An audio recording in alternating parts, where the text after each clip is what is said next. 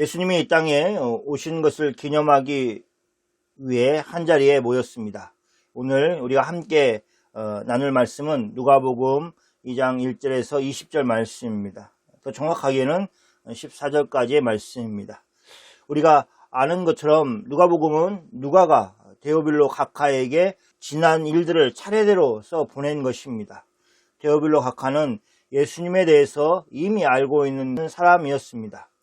지난 주일에 말씀드린 것처럼 알고 있는 말을 더 확실하게 하려는 의도로 누가는 이 글을 써 보낸 것입니다.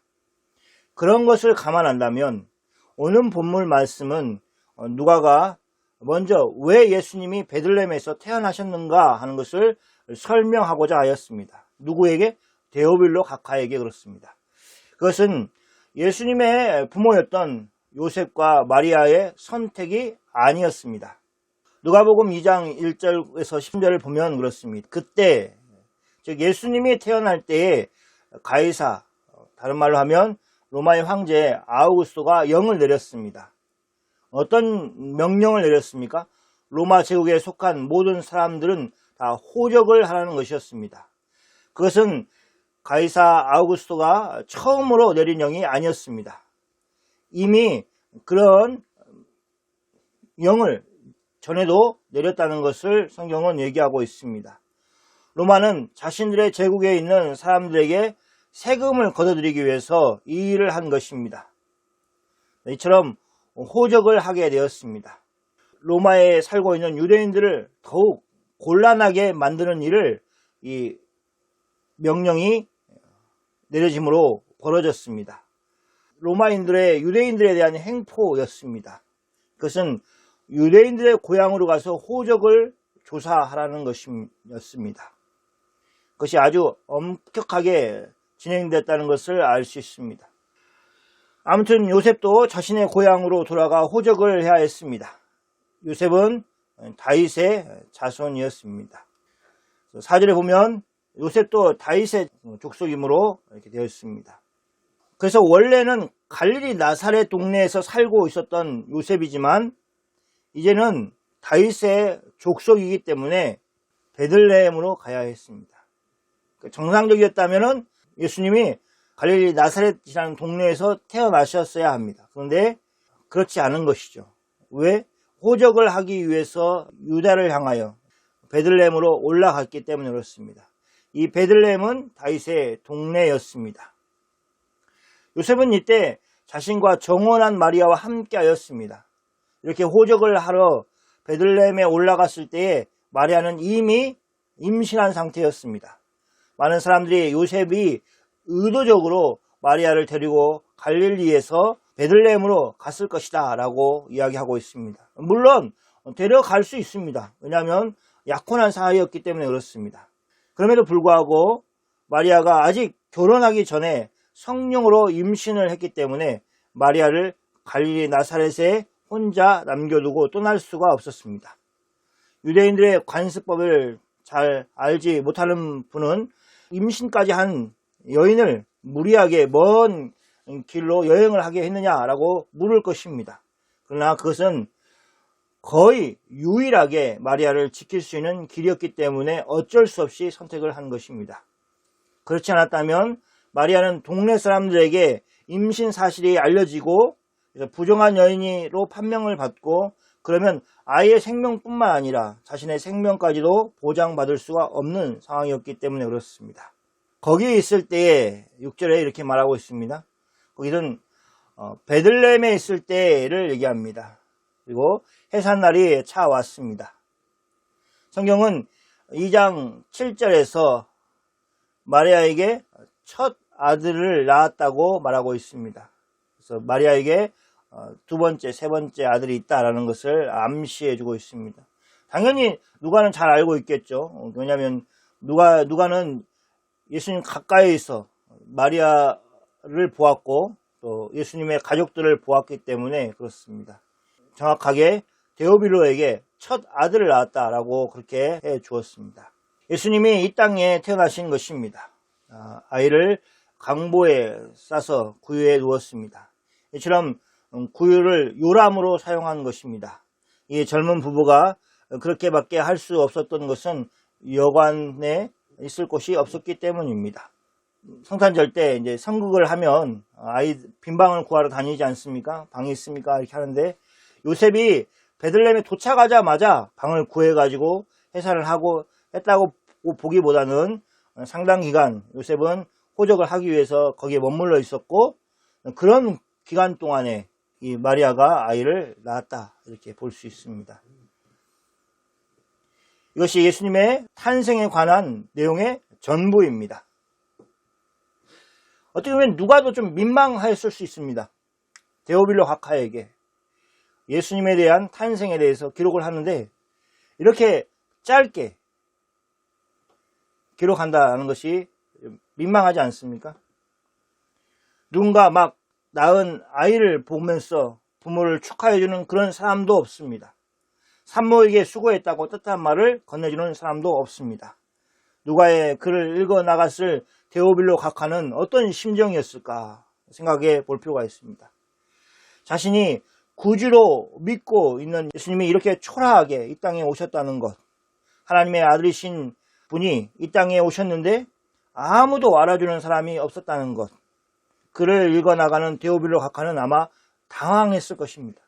적어도 마태복음에서 얘기하는 것처럼 유대인의 왕이 어디서 났느냐라고 물었을 때 온 예루살렘이 시끌시끌하면서 이게 무슨 말이냐 하고 떠들썩하는 그 떠들썩함조차도 없었다는 것입니다. 아무도 알아주는 이가 없었습니다. 세상 아무 일도 없다는 듯이 일상적인 일을 하고 있는 사람이 나오고 있습니다. 그들은 그 지역, 즉 베들레헴의 목자들이었습니다. 그들은 어떤 소식도 듣지 못했습니다. 그래서 여전히 일상의 삶을 살고 있습니다. 어떻게 보면 목가적이고 아주 평온한 것 같습니다. 그들은 밤에 밖에서 자기 양떼를 지키는 일을 하는 사람들이었습니다.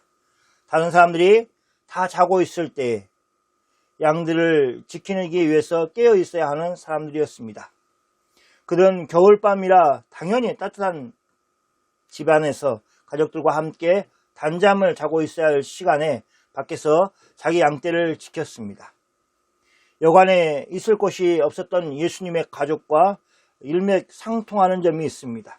아이가 없는 여행자라도 여관방에서 잠을 자는 것이 자연스러운 모습인데, 심지어 어린 아이도 있고 또 거기에 애까지 낳은 산모가 있습니다. 그 아이와 산모를 돌봐줘야 될 요셉이 있습니다. 근데 그 가정이 이 여관에 있을 방이 없었습니다. 마치 그런 것처럼 여기 외로움과 추위, 이런 것이 기본으로 장착되어 있는 삶을 사는 목자들이 나오고 있습니다. 9절부터 11절 말씀입니다. 이렇게 매번 반복되는 힘든 삶을 살고 있는 목자들에게 주의 사자가 와서 그들의 곁에 섰습니다.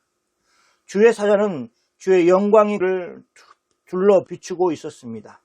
그것을 보고 목자들은 크게 무서워하였습니다. 전에 전혀 경험하지 못한 모습을 보았기 때문에 그렇습니다. 험한 일을 하는 사람들은 웬만한 일에 놀라지 않을 것입니다. 그렇게 얘기하지 않습니까? 그런 일은 경험이 많은 사람들에게는 그런 일은 아무것도 아닌 거죠. 그러니까 목자로 산다라는 것은 양을 지킨다 하는 정도가 아니라 들짐승들, 밤에 맹수들로부터 양을 보호하고 또 도적들로부터 양을 지키는 그 역할을 하는 사람들입니다. 그러니까 험하다면 험한 일을 하는 사람들입니다. 그래서 웬만한 일에는 놀라지 않을 수 있는 그런 사람들입니다. 그런데 그들이 크게 무서워하였습니다. 보면 깜짝 놀랐다, 이런 표현이나 아니면 무슨 일인가 정도가 아니라 그들의 마음 가운데 크게 무서워하는 마음이 들었습니다. 맹수를 보고도 무서워하지 않은 그들이 그런 마음이 든 것입니다. 천사는 그들의 마음을 알았습니다. 그래서 첫마디가 무서워하지 말라라고 하였습니다. 그들을 안심시켰습니다. 주의 사자가 이렇게 그들을 안심시킨 이유는 목자들이 제대로 자신의 말을 들어야 했기 때문에 그렇습니다. 사람들이 너무 무서우면 상대방이 무슨 이야기를 하는지 전혀 듣지 못합니다. 무슨 일이 진행되고 있는지 알지 못합니다. 감각이 마비되기 때문에 그렇습니다. 자신을 무서워하는 것이 중요한 것이 아니라 자신의 말을 잘 듣고 새겨 듣고 이해하는 것이 더 중요하였기 때문에 그렇습니다. 그래서 주의 사자가 무서워하지 말라라고 한 것입니다. 그러면서 10절과 11절 말씀을 하였습니다. 같이 한번 읽어볼까요? 천사가 이르되, 거기서부터 이제 같이 하겠습니다. 그 다음부터 무서워하지 말라. 보라, 내가 온 백성에게 미칠 큰 기쁨의 좋은 소식을 너에게 전하노라. 오늘 다윗의 동네에 너희를 위하여 구주가 나셨으니 곧 그리스도 주시니라. 예, 주의 사자의 말입니다. 주의 사자가 목자들이 가지고 있었던 무서움을 다 없애려고 하듯이 많은 수식어를 사용하여서 하고 있습니다. 보라, 내가 온 백성에게 미칠 큰 기쁨의 좋은 소식을 너에게 전하노라. 목자들이 평소 들었던 대단한 표현을 넘어서는 훨씬 많은 표현들을 사용해서 이 말을 하고 있습니다. 큰 기쁨의 좋은 소식. 근데 주의 사자의 말조차도 우리는 예수님의 탄생에 대해서 다 표현했다고 말할 수 없습니다. 그것이 언어가 주는 한계이죠. 그러니까 사랑하는 사람이 생겼습니다. 그러면 그걸 표현하려고 하는데 오히려 짧게 표현하는 게 길게 표현하는 것보다 낫다라고 얘기합니다. 왜냐하면 길게 표현하는 것은 언어가 주는 한계를 더 많이 만나기 때문에 그렇습니다. 마치 그런 것처럼 주의 사자가 자신이 가지고 온 그 소식, 그 메시지를 전하고 싶은데 쓸 수 있는 가장 기쁨에 대한 그 표현들을 사용하고 있지만 그러나 거기에 한계가 있다는 것입니다. 그럼 얼마나 중요한 내용이기 때문에 이렇게까지 큰 기쁨의 좋은 소식이라고 말하고 있는가? 그것은 11절 말씀에 있습니다. 오늘 다윗의 동네에 너희를 위하여 구주가 나셨으니 곧 그리스도 주시니라. 제가 만약 데오빌로 각하였다면 이 말씀을 읽으면서 주의 사자가 전한 이 말씀을 읽으면서 무릎을 탁 쳤다 뭐 이런 표현을 쓰지 않습니까? 그랬을 것 같습니다. 그 전까지 마리아와 요셉 또 아기 예수님이 태어난 그 모습을 보면서 어찌 이렇게 사람들이 관심을 갖지 않을까, 이렇게 이런 마음들을 가지지 않았겠습니까? 근데 이 주의 사자의 말을 들으면서 그렇지, 그때 태어나신 그 예수님이 자라서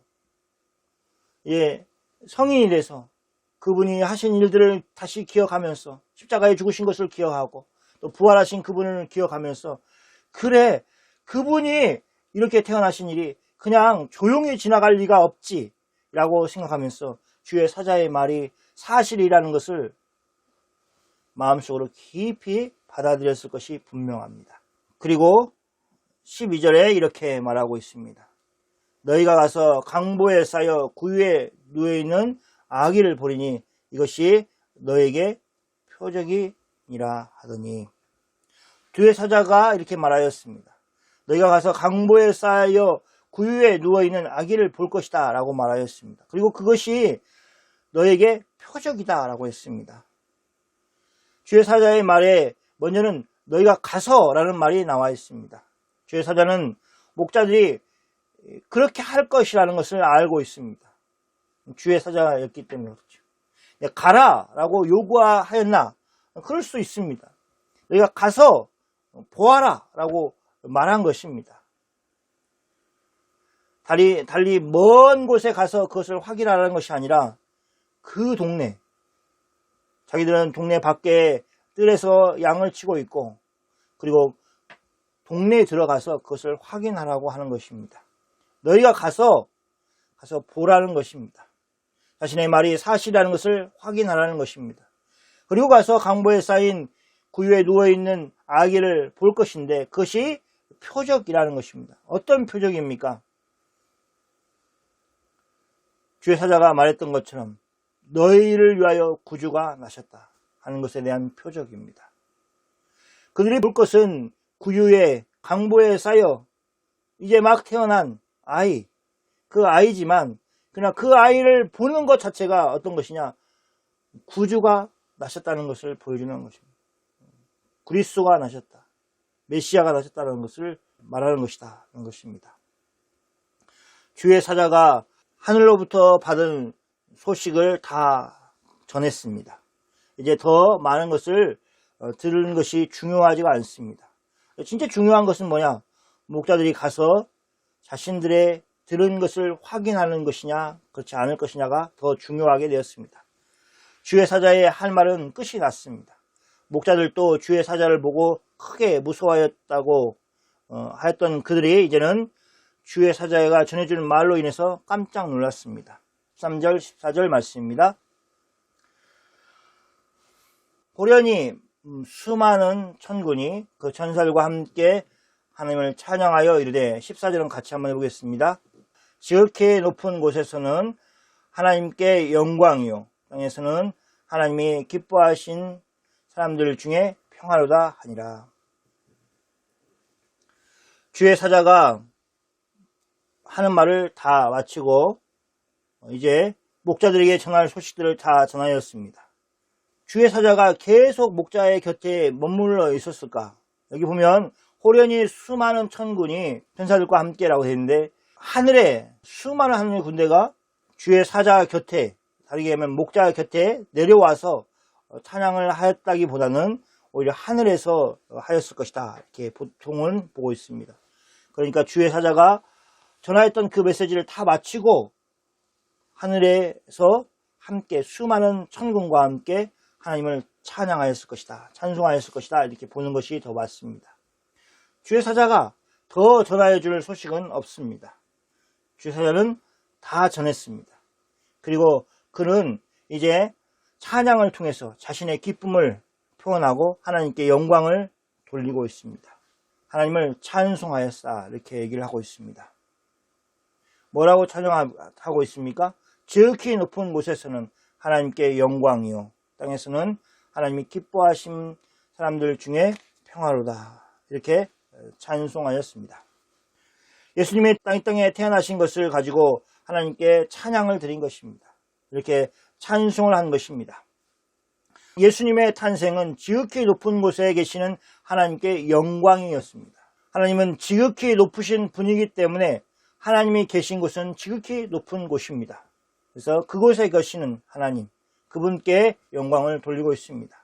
예수님이 이 땅에 오신 것이 그만큼 하나님께 영광인 것입니다. 왜냐하면 그것은 하나님이 놀라운 구원 사역을 예수님을 통해서 이루어 가시는 첫 단초를 꿰었기 때문에 그렇습니다.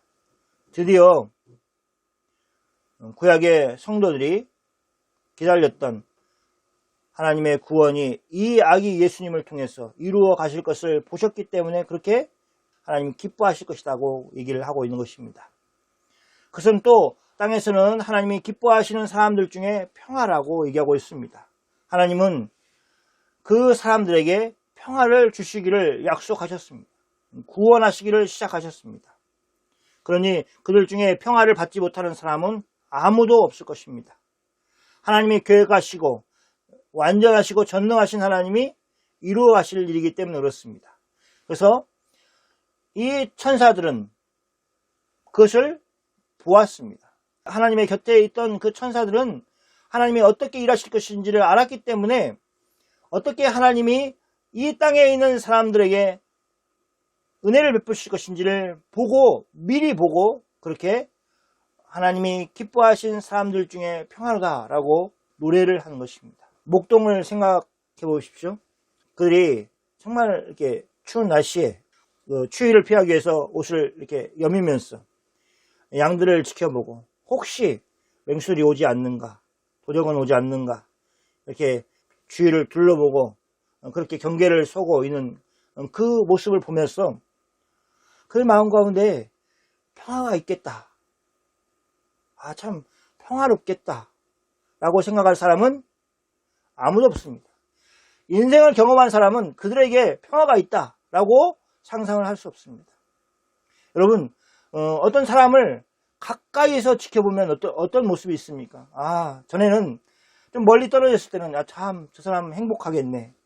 저 사람 참 편하겠네. 이렇게 생각하는 그런 사람들이 있습니다. 그런데 더 가서 속내를 들어보고 고민을 들어주고 이제 그렇게 친밀해지면 어떻게 합니까? 저 집에도 근심거리가 있구나. 저 집에도 어려움이 있구나.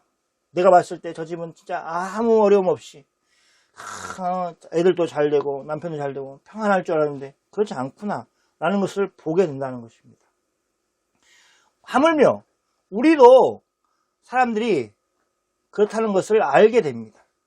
근데 하나님 곁에 있는 천사들은 어떻겠습니까? 천사들은 더 잘 알겠죠. 우리가 미처 알지 못하는 우리 옆에 있는 사람이 그 마음 상태도 다 잘 알 겁니다. 마치 목자들이 크게 무서워할 때 무서워하는 것을 알고 무서워하지 말라라고 얘기한 것과 같습니다. 그런데 땅에서는 하나님이 기뻐하신 사람들 중에 평화로다라고 선언을 하고 있습니다. 찬양을 하고 있습니다. 왜 그렇습니까? 그것은 하나님이 그렇게 만들어 주실 것을 믿기 때문에 그렇습니다. 그것을 우리 모두가 오늘 받기를 원합니다. 하나님이 그렇게 해 주십니다. 전혀 평화가 임할 수 없는 환경인 것 같은 그런 상황 속에서도 하나님께 구할 때 하나님이 그 마음 가운데 평화를 주십니다. 저는 여러분이 그 평화를 누리시길 바랍니다. 여기까지 하고 다시 데오빌로 각하의 심정을 생각을 해보겠습니다. 그가 누가가 써준 그 편지를 읽으면서 글을 읽으면서 여기까지 왔을 때 그는 어떤 마음이 들겠습니까? 하늘에 있는 천군이 그 찬양한 일이 예수님을 통해서 이루어졌다는 것을 확인하였을 것입니다. 그 마음에 임한 평화가 자신이 만들어낸 것이 아니라 예수님이 이 땅에 오실 때 이미 하늘에서 약속한 것이라는 것을 알았을 것입니다. 그래서 이게 참 되게 신앙의 아이러니인데 뭐냐면 우리는 이렇게 하나하나 배워서 기술을 습득해 가는 사람들이 아닙니다. 어떤 사람들이냐? 우리 몸에 예수님이 오셔서 이미 일어난 변화를 성경을 통해서 확인하는 것입니다. 데오빌로 각하처럼. 그래서 여러분의 마음 가운데 평화가 임하지 않았다. 그러면 진짜로 해야 될 일은 예수님을 마음속에 모셔드리는 것입니다. 그러면 성경에서 약속했던 그 모든 일이 일순간에 다 이루어지게 됐습니다. 물론 한 방에 딱 끝나는 일은 없습니다. 그래서 신앙을 유지해야 됩니다. 때로는 신앙심이 있을 때는 내가 정말 예수님이 주신 모든 약속들을 누리고 있다. 그런 마음이 듭니다. 그런데 좀 어려운 일을 겪으면 그 약속은 어디로 갔는지 다 흩어져 버리는 것 같습니다. 그때 하나님의 약속을 믿는 것입니다. 이미 한 번 주신 그 약속을 나에게 소유하도록 하신 그 일을 하나님이 신실하시게 성실하게 이루어 가실 것을 믿고 그렇게 한 걸음 한 걸음 걸어가는 것입니다. 그것이 오늘 우리가 붙들었으면 좋겠습니다. 코로나 위기 가운데 있습니다. 좀 나은 것도 있고 좀 어려운 것도 있습니다. 일상으로 돌아가지 않는 부분도 있고 돌아간 부분도 있습니다. 그러나 그것을 넘어선 예수 그리스도가 이 땅에 오셨다는 그 기쁨, 또 오신 것뿐만 아니라 우리를 위해서 친히 십자가에 죽으시고 부활하셔서 죽음의 권세를 이기신 분이라는 것.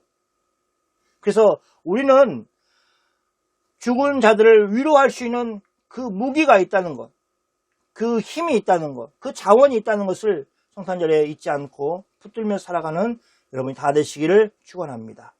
같이 기도하겠습니다.